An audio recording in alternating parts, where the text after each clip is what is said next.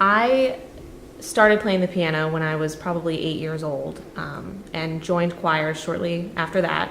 Sang my whole life. I studied music in college, and then I decided to go to law school. And for those 3 years of my life when I was in law school, I did nothing musical at all. And it was a huge void that I really missed. And when I moved back to the area, I knew I needed to fill that void with something.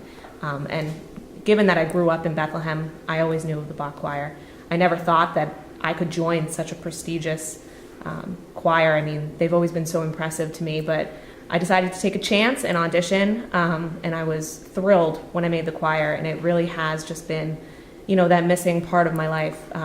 I practice law, most hours of the day, but when I go to rehearsal or when I spend the time at home rehearsing, it requires so much focus and concentration because it is really difficult, and it exercises just a completely different part of my brain. And I don't have time to think about work or be stressed about anything else. I get to just enjoy the music and be happy with that part of my life. Mm. I have been in musical my entire life, and I majored in music in college, taught music, and then became a principal in a middle school.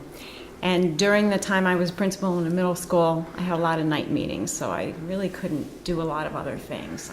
I did some musical things. I continued to play my horn and piano, but I really have always loved to sing.